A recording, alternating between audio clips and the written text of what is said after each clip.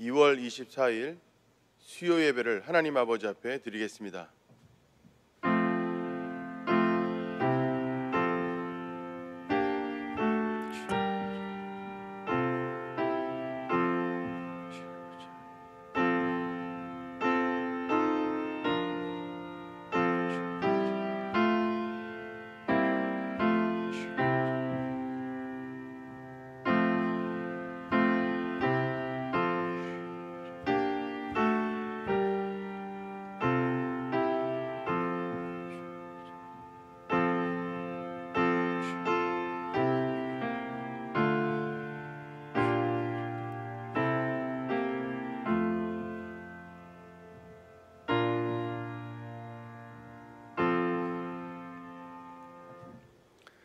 사도신경으로 우리의 신앙을 고백하겠습니다. 나는 전능하신 아버지 하나님 천지의 창조주를 믿습니다. 나는 그의 유일하신 아들 우리 주 예수 그리스도를 믿습니다. 그는 성령으로 잉태되어 동정녀 마리아에게서 나시고 본디오 빌라도에게 고난을 받아 십자가에 못 박혀 죽으시고 장사된 지 사흘 만에 죽은 자 가운데서 다시 살아나셨으며 하늘에 오르시어 전능하신 아버지 하나님 우편에 앉아 계시다가 거기로부터 살아있는 자와 죽은 자를 심판하러 오십니다. 나는 성령을 믿으며 거룩한 공교회와 성도의 교제와 죄를 용서받는 것과 몸의 부활과 영생을 믿습니다. 아멘. 찬송가 420장 함께 찬양하겠습니다.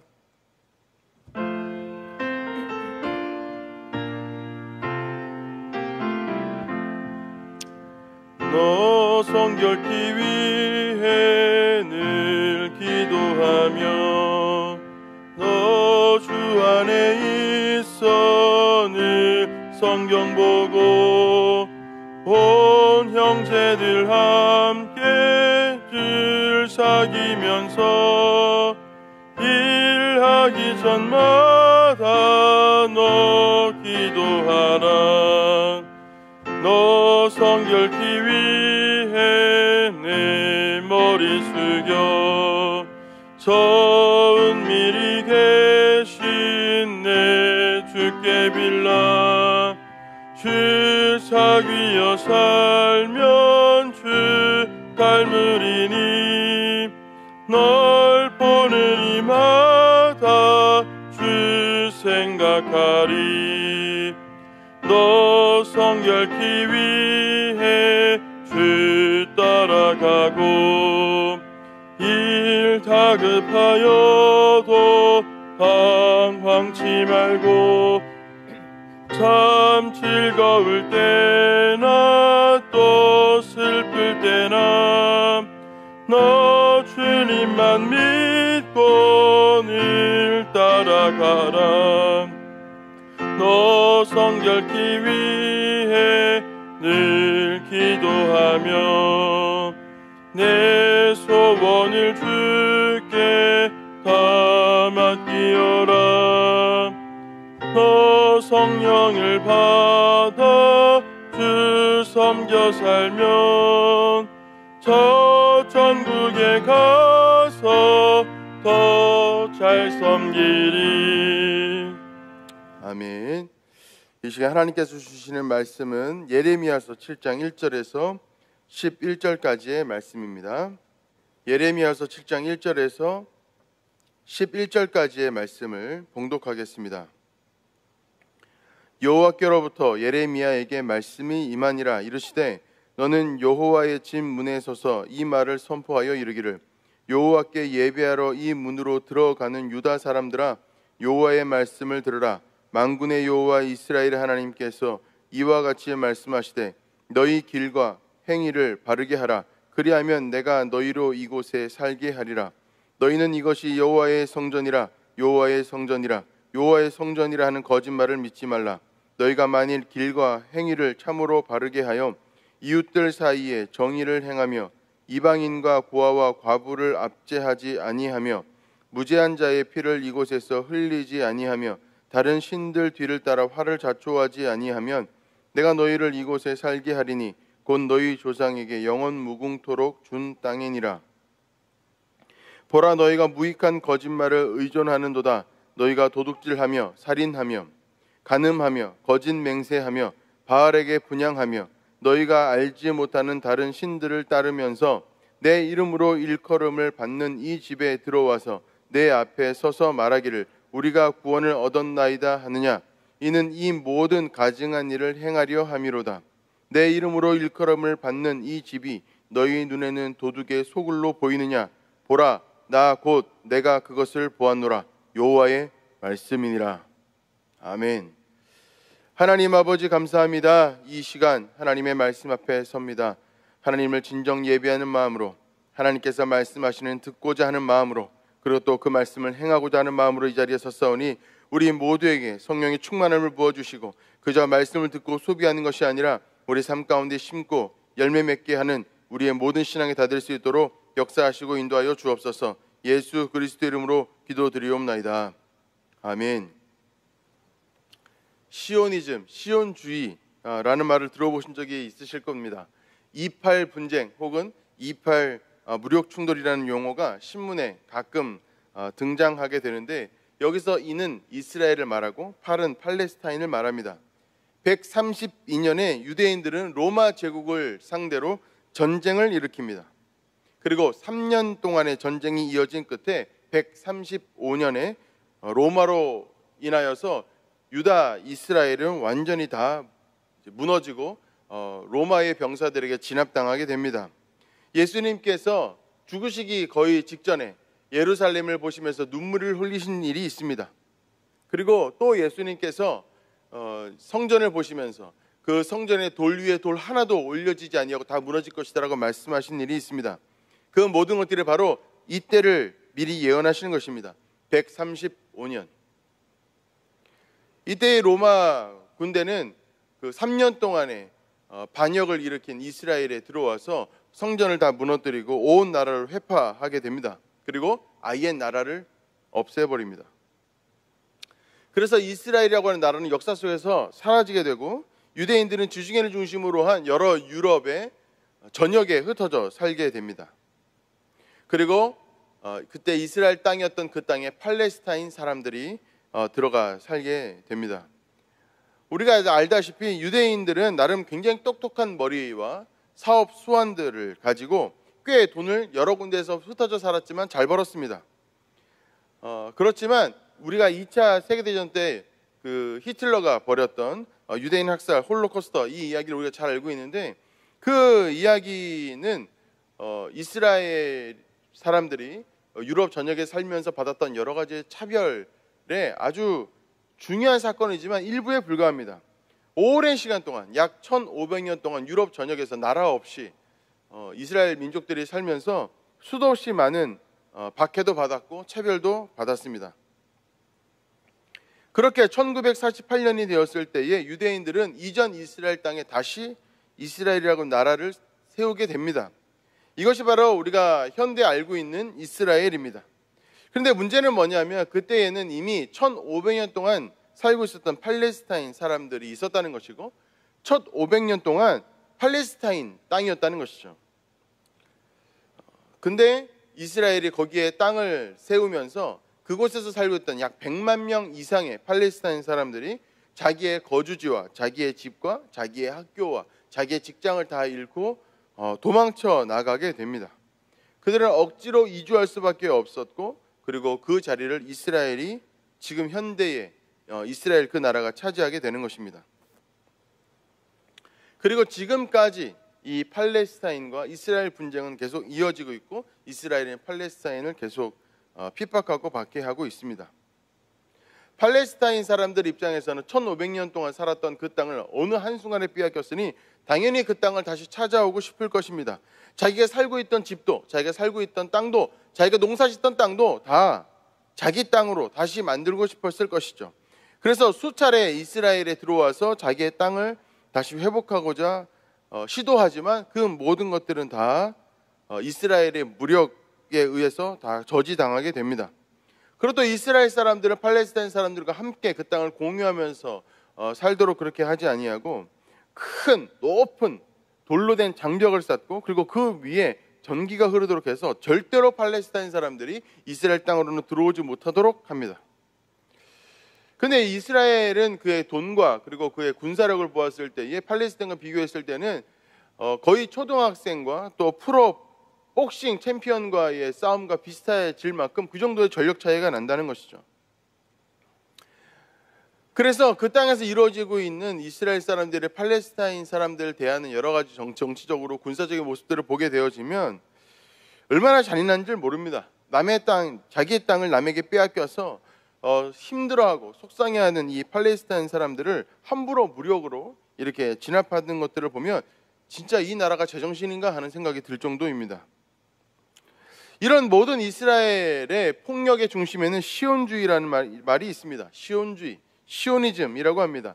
이 시온주의라고 하는 것의 근거는 성경에 있습니다.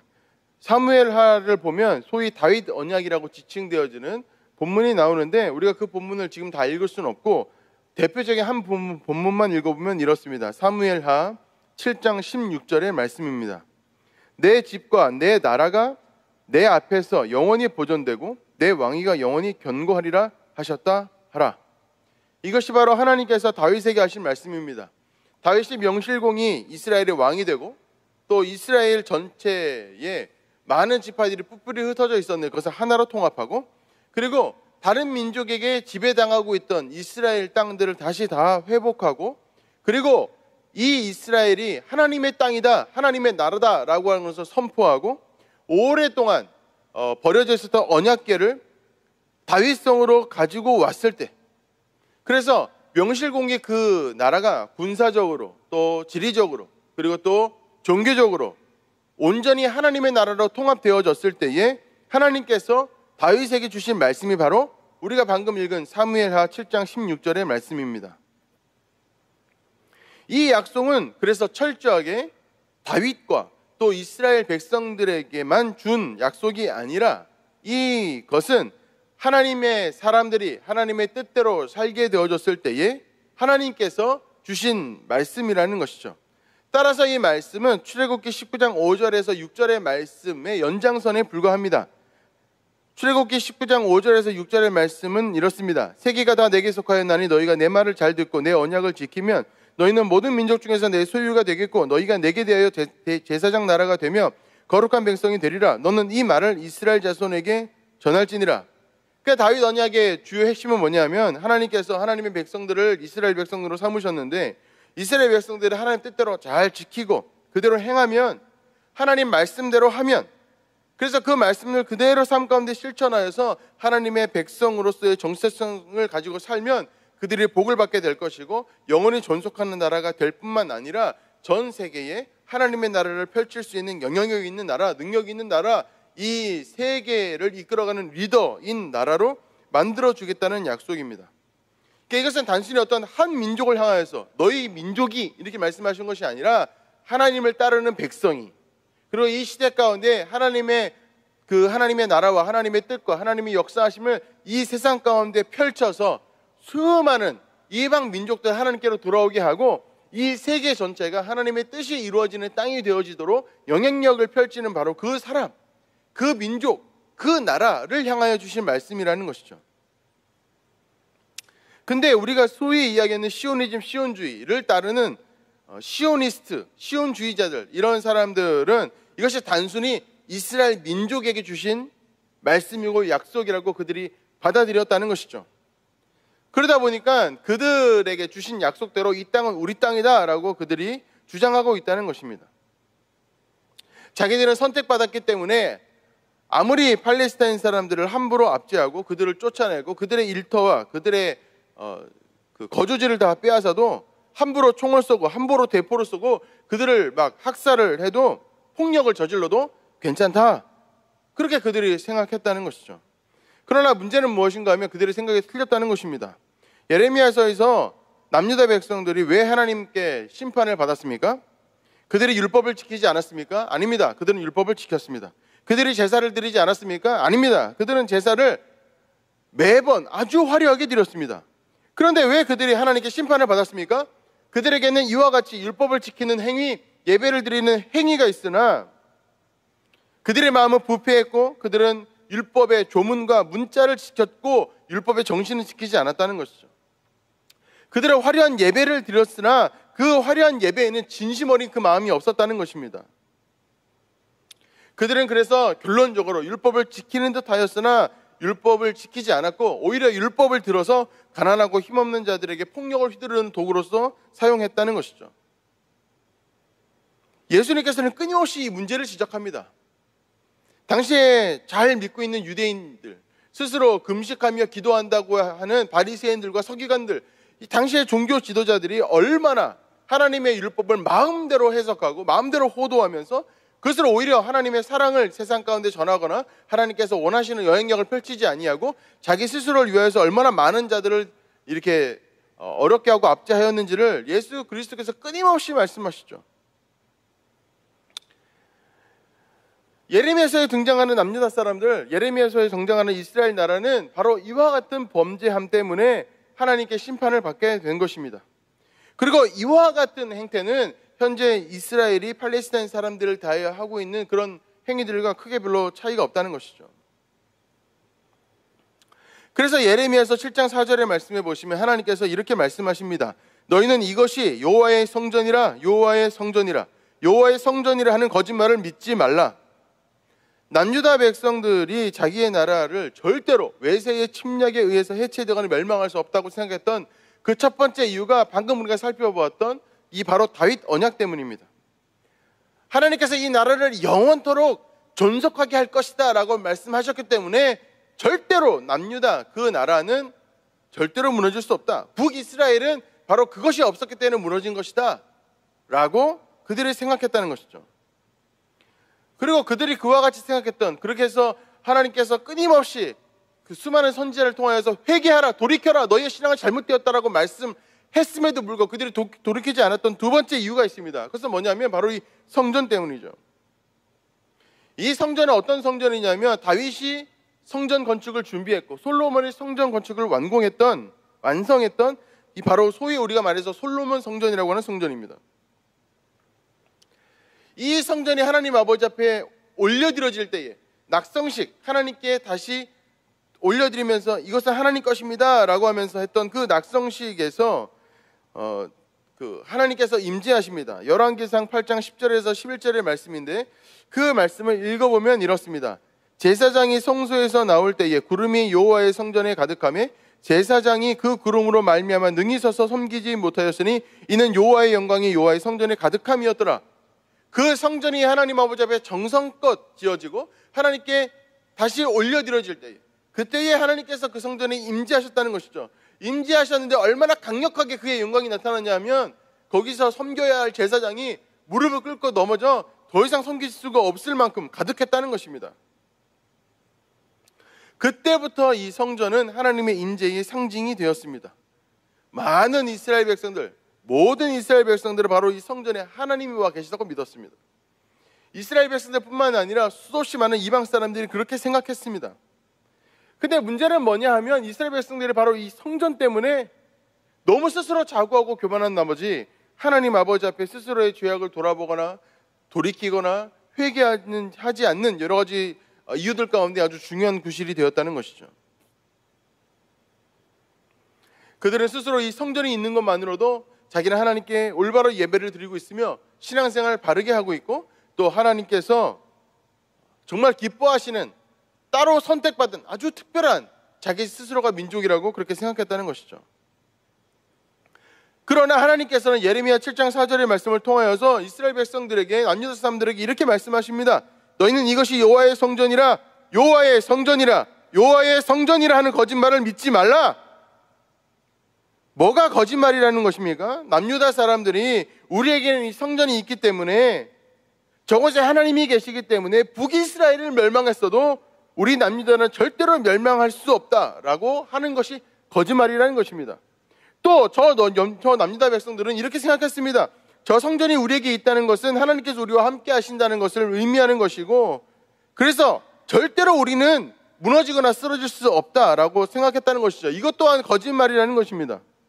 또 남유다 사람들은 우리는 율법에 기록된 하나님께서 드리라고 하신 그 제사를 성전에서 다 드리고 있기 때문에 우리의 신앙생활은 결코 손색이 없이 아주 완벽하고 괜찮다라고 생각했는데 그것 또한 거짓말이라는 것입니다. 여호와의 성전이라, 여호와의 성전이라, 여호와의 성전이라 하는 말을 믿지 말라는 것입니다. 여러분, 왜 이 모든 것이 거짓말이라는 것입니까? 겉으로 보기에는 하나님을 잘 섬기는 것 같습니다. 겉으로 보기에는 예배 잘 드리는 것 같습니다. 겉으로 보기에는 스스로 하나님 백성을 자처합니다. 그러나 그 모든 것이 알맹이가 없다는 것입니다. 다 빈 껍데기라는 것입니다. 다 진심 없는 거짓이라는 것입니다. 사람들이 보았을 때 신앙생활 잘하는 것 같아 보이고, 사람들이 보았을 때 예배 잘 드리는 것 같아 보이고, 사람들이 봤을 때 그가 하나님의 백성처럼 보였지만 다 거짓말이었다는 것이죠. 그리고 그 내용, 그 거짓말이라고 하는 그 내용이 오늘 본문에 정확하게 기록되어져 있습니다. 예레미야서 7장 8절에서 11절까지의 말씀을 읽어보면 이렇습니다. 보라, 너희가 무익한 거짓말을 의존하는도다. 너희가 도둑질하며 살인하며 간음하며 거짓 맹세하며 바알에게 분향하며 너희가 알지 못하는 다른 신들을 따르면서 내 이름으로 일컬음을 받는 이 집에 들어와서 내 앞에 서서 말하기를 우리가 구원을 얻었나이다 하느냐? 이는 이 모든 가증한 일을 행하려 함이로다. 내 이름으로 일컬음을 받는 이 집이 너희 눈에는 도둑의 소굴로 보이느냐? 보라, 나 곧 내가 그것을 보았노라. 여호와의 말씀이니라. 무슨 말인가 하면 하나님의 백성이라고 한다면 그것은 말만 하는 것은 아니라는 것입니다. 말만 해서는 안 된다는 것입니다. 하나님의 백성이라면 하나님의 백성으로서의 정체성을 가지고 그 하나님께서 말씀하신 말씀을 따라 살아야 마땅하다는 것이죠. 그 삶이 그와 같아야 한다는 것입니다. 그저 말만 하고 그저 흉내만 한다고 되는 것이 아니라는 것이죠. 어떻게 하나님 백성이라고 말하면서 하나님 말고 다른 것을 더 사랑할 수 있습니까?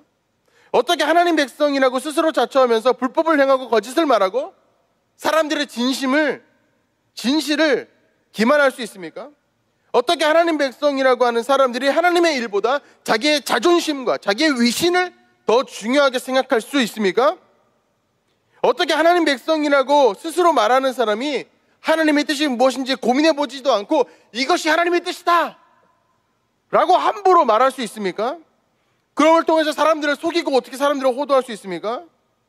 어떻게 하나님 백성이라고 스스로 말하면서 불의한 일을 일삼고도 반성할 줄을 모르고 스스로 합리하면서 스스로 죄를 숨길 수가 있습니까? 또 이런 여러 가지 일들 때문에 생겨나는 아무 잘못 없는 피해자들이 생겨나고 있음에도 불구하고 어떻게 그것을 묵인할 수 있습니까? 여러분, 이것은 말이 안 되는 것입니다. 하나님의 백성이라면 결코 이런 일들은 있을 수 없다는 것이죠. 가장 근본적으로 만약 우리가 매주 이렇게 하나님 앞에서 예배를 드리는데 우리의 마음이 진짜 진정 하나님을 예배하는 마음이 없다면, 몸은 와 있으되 마음은 저기 딴 데가 있다면, 내 마음은 진짜로 하나님을 예배하고자 하는 진실한 마음, 간절한 마음이 내 마음 가운데 없다면, 여러분, 우리는 하나님을 기만하는 사람들이 아닙니까?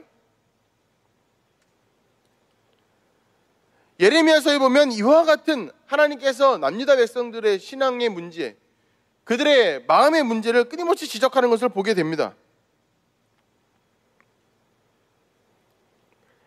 여러분, 그러므로 우리는 우리의 마음을 잘 살펴보아야 합니다. 과연 내가 하나님 앞에 갖고 있는 마음이 진짜인지.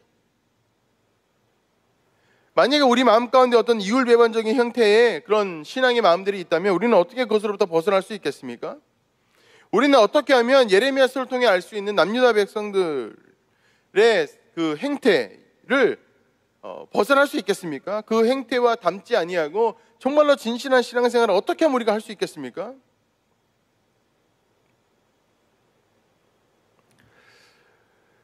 여러분, 우리는 종교 생활을 하지 않고 믿음 생활을 하면 됩니다. 종교 생활이라는 무엇입니까? 종교 생활은 진심은 없고 행위만 있는 것을 말합니다. 이율배반적인 것을 말합니다. 그렇다면 믿음 생활이란 무엇입니까? 믿음 생활이란 마음과 행위가 일치하는 것입니다. 진실한 마음으로 하는 것입니다. 그래서 우리는 스스로에게 이렇게 물어보아야 합니다. 나는 믿음 생활을 올바로 하고 있는가? 나는 과연 괜찮은가? 나의 신앙은 정말 진실한가? 근데 여러분, 문제가 있습니다. 뭐가 문제냐면 이 종교 생활과 믿음 생활은 참 구분하기 어렵다는 것입니다. 나는 분명히 스스로 믿음 생활한다고 생각하는데 나도 모르게 어느 순간에 종교 생활로 우리의 신앙 생활이 끝날 수도 있습니다.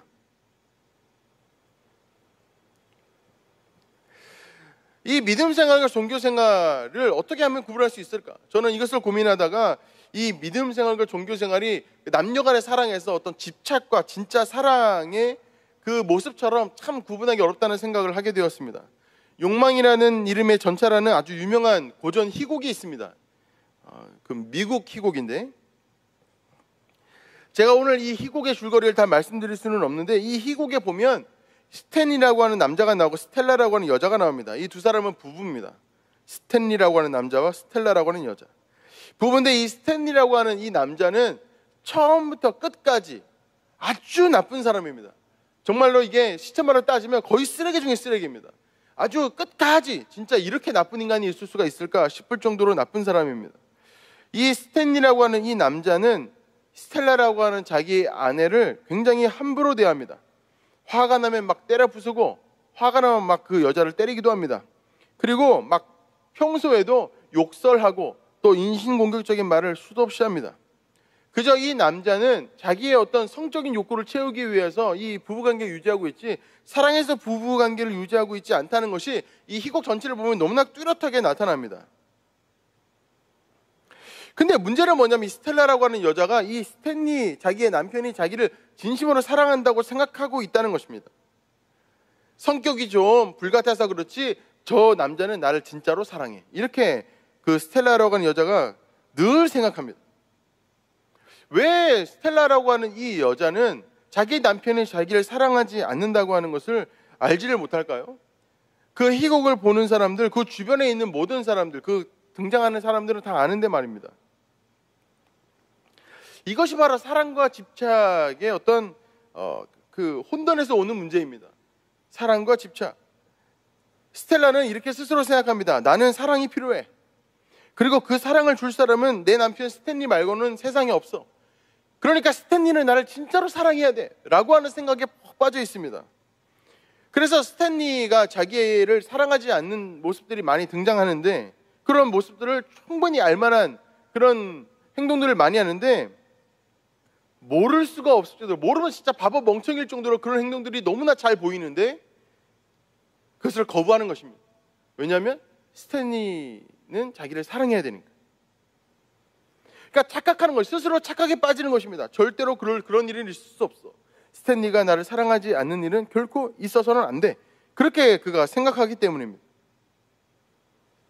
그래서 아주 가끔 스탠리가 집에 올 때 꽃을 들고 옵니다. 그러면은 이 스텔라 입장에서는 스탠리 자기 남편이 진짜 자기를 사랑하는 걸 증명하는 것이 이 꽃으로 증명되는 겁니다. 이 꽃 하나로 말입니다.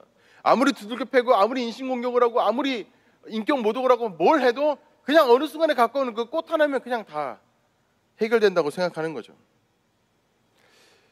그럼 제가 굳이 이 이야기를 하는 이유는 뭐냐면, 우리의 믿음 생활과 우리의 종교 생활이 이렇게 애매하다는 것입니다. 어떻게 사랑과 집착을 구분할 수 있겠습니까? 가장 근원적으로 내가 생각하는 사랑은 절대 집착일 수가 없어, 저 사람은 날 진짜로 사랑해 라고 생각하는 그 착각으로부터 벗어나야 한다는 것이죠. 아니야, 저 사람은 나를 사랑하지 않을 수도 있어, 내가 갖고 있는 이 사랑은 사랑이 아니라 집착일 수도 있어 라고 하는 그런 생각들을 할 수 있어야 한다는 것이죠. 그래서 여러 가지 사실관계를 따져보면서 정말로 객관적으로 꼼꼼하게 하나하나 살펴볼 수 있어야 한다는 것입니다. 그러면 사랑과 집착을 구분할 수 있죠. 종교생활과 신앙생활도 이와 같이 구분할 수 있습니다. 내가 얼마나 말이지, 내가 교회를 얼마나 오랫동안 다녔는데, 내가 얼마나 교회에서 봉사를 많이 하는데, 내가 얼마나 헌금을 꼬박꼬박 열심히 많이 하는데, 절대로 나의 이 신앙생활은 결코 종교생활일 수가 없어, 나는 진짜로 진심 어린 믿음생활을 하고 있어 라고 스스로 생각하는 것에서부터 벗어나야 한다는 것입니다. 그리고 꼼꼼하게 따져봐야 한다는 것입니다. 나의 신앙은 정말로 괜찮은지, 나의 신앙은 그저 정말 종교생활에 머물러 있지는 않은지, 정말로 믿음생활인지 하나하나 따져봐야 한다는 것이죠. 객관적으로 말입니다. 제가 오늘 여러분들과 함께 세 가지 기준을 살펴보려고 합니다. 나의 신앙과 나의 마음이 정말로 올바른지, 정말로 나는 종교생활을 하고 있는지 믿음생활을 하고 있는지, 이것을 구분할 수 있는 세 가지 기준을 한번 말씀드릴 테니 한번 스스로 한번 잘 점검해 보시기를 바랍니다. 세 가지 중에서 만약에 한 가지라도 조금 이상하다면 꼭 살펴보셔야 됩니다. 절대로 그것은 한 개의 문제가 아니라 수도 없이 많은 문제가 그 안에 얽혀 있을 수 있기 때문에 그렇습니다. 첫 번째 기준은 무엇인가 하면 우리의 믿음의 고백과 삶이 괴리가 클 때 우리는 종교 생활을 하려고 있을 가능성이 상당히 큽니다. 예레미야서 7장 3절에서 7절의 말씀에 보면 이렇게 기록되어져 있습니다. 만군의 여호와 이스라엘 하나님께서 이와 같이 말씀하시되 너희 길과 행위를 바르게 하라. 그리하면 내가 너희로 이곳에 살게 하리라. 너희는 이것이 여호와의 성전이라 여호와의 성전이라 여호와의 성전이라는 거짓말을 믿지 말라. 너희가 만일 길과 행위를 참으로 바르게 하여 이웃들 사이에 정의를 행하며 이방인과 고아와 과부를 압제하지 아니하며 무죄한 자의 피를 이곳에서 흘리지 아니하며 다른 신들 뒤를 따라 화를 자초하지 아니하면 내가 너희를 이곳에 살게 하리니 곧 너희 조상에게 영원 무궁토록 준 땅이니라. 여러분, 이 말씀이 의미하는 그 뜻은 무엇입니까? 우리가 믿는 것과 우리가 살아가는 삶이 일치해야 한다는 것이죠. 그것을 말하는 것입니다. 여러분, 우리는 구원을 어떻게 받습니까? 우리는 예수 그리스도께서 죽어 마땅한 우리를 대신해서 죽으셨기 때문에 그분이 나에게 내가 스스로 지고 죽어야 할 그 죄를 대신 다 짊어지고 죽으셨기 때문에 나는 예수 그리스도를 믿으며 구원을 얻는다라고 그것을 확신하며 우리는 구원을 받습니다. 그러니까 저 사람이 나를 대신해서 죽었구나 라고 하는 사실을 내가 분명하게 알면, 그래서 내가 구원을 받았구나 라고 하는 사실을 분명하게 깨닫게 되어지면 우리가 구원을 받는다는 것이죠. 근데 여러분, 우리가 한번 생각해 보십시오. 저 사람이 나를 위해 나를 대신해서 죽었구나 하는 말을 우리가 확신하게 됨과 동시에 우리 마음 가운데 어떤 감정의 반응이 일어납니까? 감격하고 감사하게 되죠. 이것은 노력해서 생기는 감정입니까? 아니면 자연스럽게 생기는 감정입니까? 자연스럽게 생기는 감정입니다. 그냥 내 안에 그런 생각을 하게 된다는 것이죠. 누군가가 내가 죽어야 되는데 누군가가 나를 대신해서 죽었다면 내 마음 가운데 감격과 감사가 일어나지 않고 되겠습니까? 그러면 감격과 감사가 내 마음 가운데 막 일어나고 거기서 끝나는 것입니까? 아니죠. 나를 대신해서 죽은 그 사람이 가지고 있는 소원이 무엇인가 하는데 그 소원을 다 들어주고 싶습니다. 그 사람이 하자는 대로 다 하고 싶은 것이죠. 고마움을 표현하기 위해서 말이죠. 감격을 표현하기 위해서 말이죠. 이것은 아주 자연스러운 것입니다. 근데 만약에 우리가 십자가를 생각할 때에 감격하는 마음과 감사하는 마음이 없습니다. 감격하는 마음과 감사하는 마음이 있더라도 하나님 뜻대로 살고자 하는 마음의 진심 어린 그 욕망과 그 욕구가 우리 마음 가운데 막 일어나지 않습니다. 이유가 무엇일까요? 이유는 두 가지 정도라고 볼 수 있습니다. 첫 번째는 뭐냐면 예수님이 진짜로 나를 대신하여 죽었다는 사실이 믿는다고 생각하지만 실제로 마음으로는 믿지 않는 겁니다. 어떻게 그것을 믿고 그것을 확실하게 알겠는데 마음의 감격과 감사가 안 일어날 수 있겠습니까? 두 번째, 만약에 내가 확실하게 믿고 확실하게 그것을 받아들였다고 하겠습니다. 그럼에도 불구하고 하나님 뜻대로 살겠다라고 하는 마음이 일어나지 않습니다. 그것은 좀 인격이 못돼 먹은 겁니다. 나를 위해 죽었다고? 고마워. 그렇게 하고 끝나는 거죠. 아주 인격이 잘못된 거죠.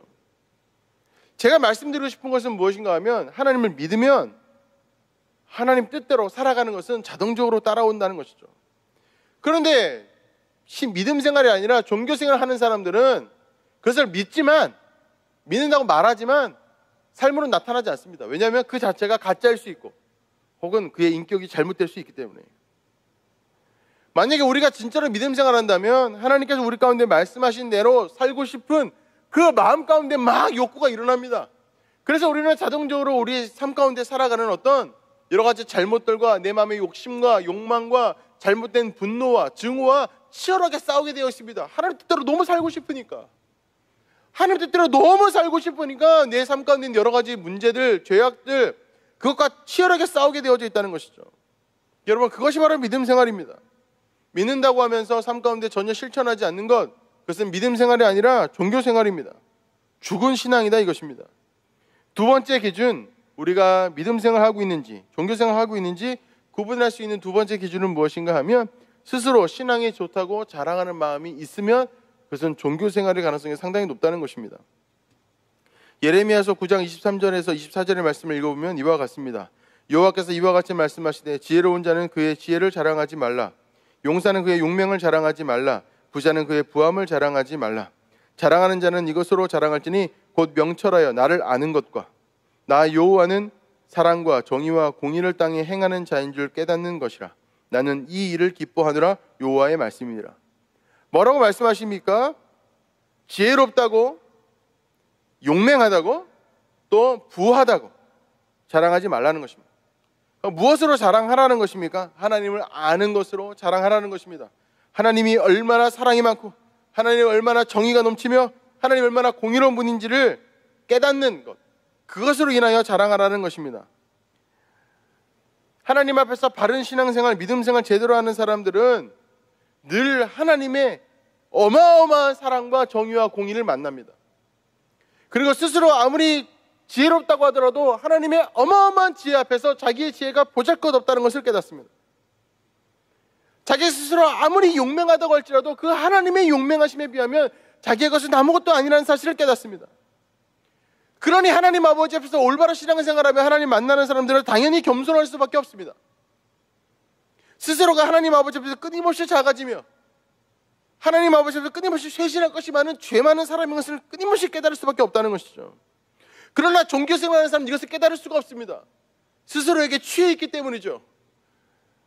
스스로 조금 하는 선한 행실, 속으로 조금 하고 있는 그런 진실한 믿음생활, 조금 하고 있는 삶의 거룩한 삶, 그 모든 것들이 전부이기 때문에 스스로 자고하며 내가 말이지 하라고 할 수밖에 없다는 것이죠.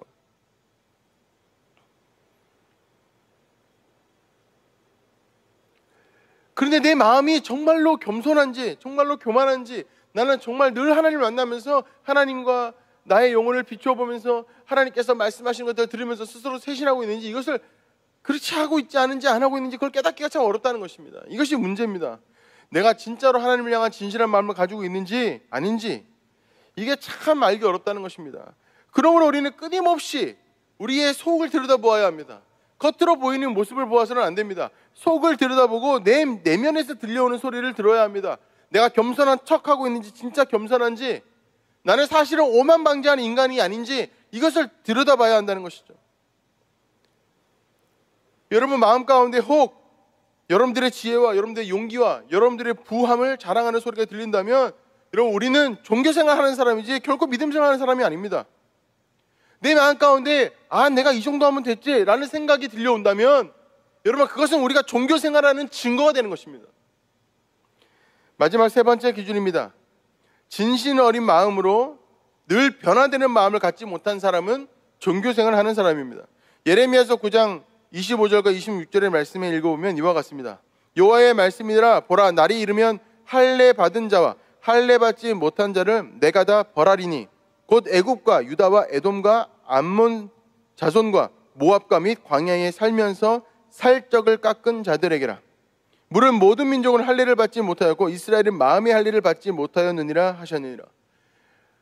할례를 받지 못하였고 마음의 할례를 받지 못했다. 사람의 마음이 변화되어져야 되는데 변화되지 못했다는 뜻입니다. 변화되었느냐 변화되지 않았느냐, 이것 또한 참 알기가 어렵습니다. 왜 그러냐면 예레미야 17장 9절의 말씀에 보면 이렇게 말씀합니다. 만물보다 거짓되고 심히 부패한 것은 마음이라 누가 능히 이를 알리오마는. 사람의 마음이 이와 같이 부패하기 쉽다는 것입니다. 이와 같이 거짓되기 쉽다는 것이죠. 사람의 마음은 그래서 어떻게 되어야 합니까? 변화받아야 합니다. 한 번 변화받을 것이 아니라 늘 변화받아야 합니다.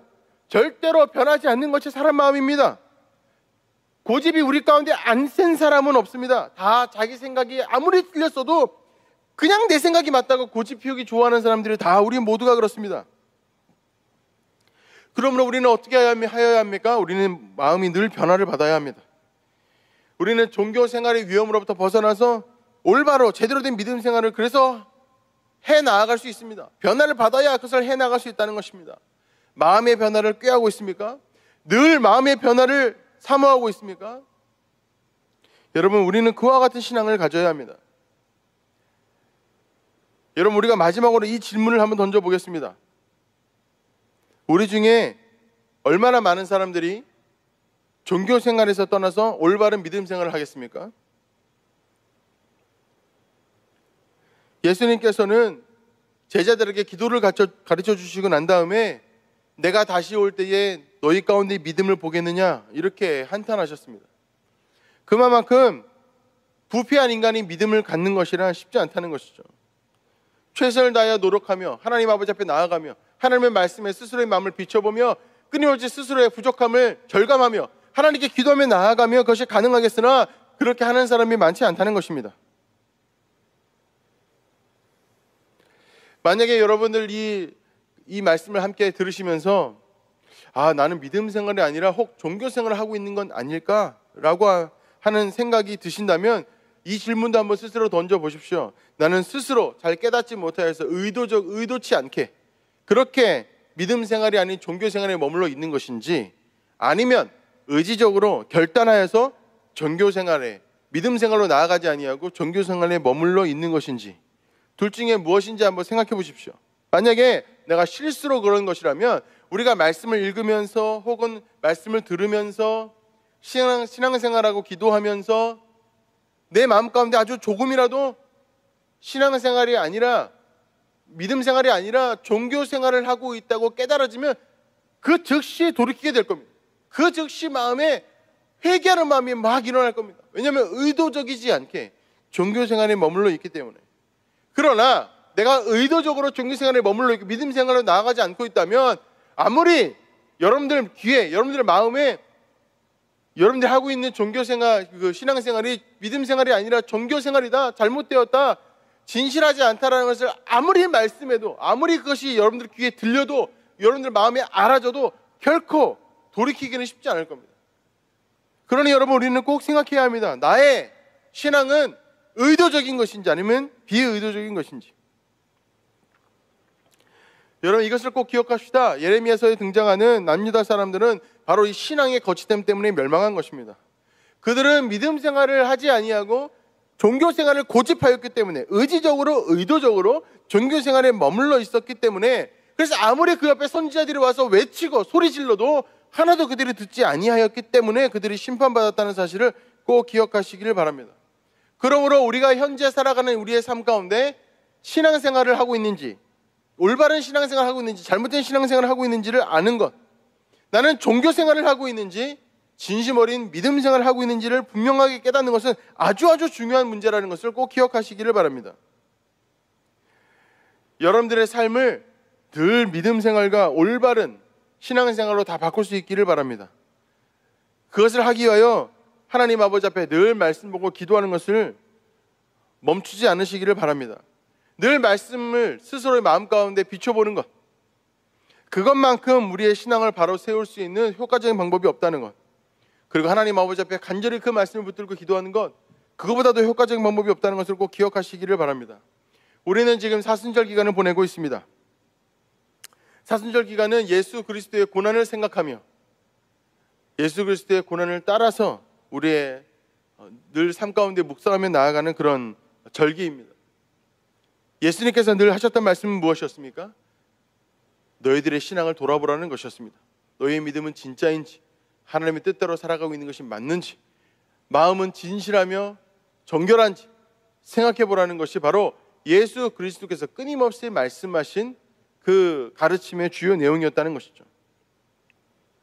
이 사순절 기간, 우리의 마음과 우리의 신앙을 잘 돌아볼 수 있는 기간 되어지기를, 그래서 하나님께서 기뻐하시는 신앙생활로 다시 변화되는 우리 모두가 되기를 주님의 이름으로 축원합니다.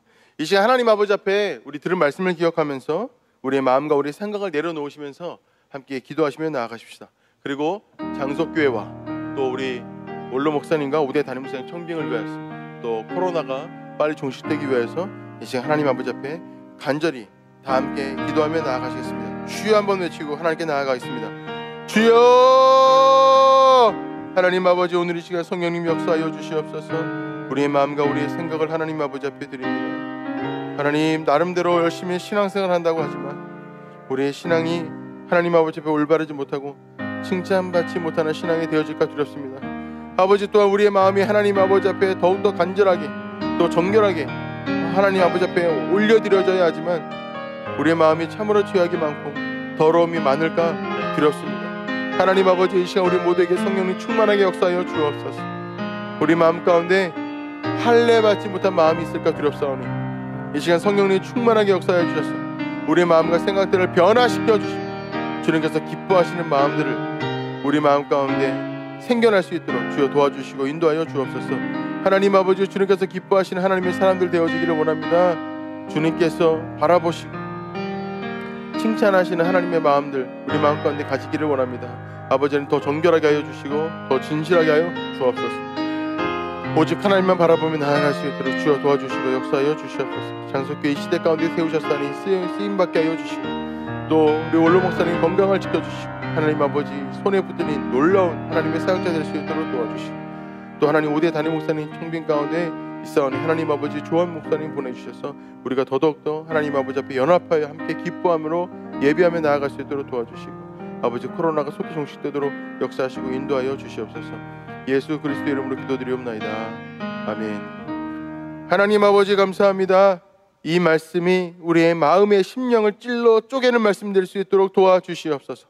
그래서 우리가 알지 못했던 죄악들을 깨닫게 하시고 우리가 알지 못했던 교만함과 오만함이 다 드러나게 하여 주시고 그래서 간절하게 하나님 아버지 앞에 나와 죄사함 받으며 우리의 마음이 우리의 삶이 온전해질 수 있도록 역사하시고 인도하여 주옵소서.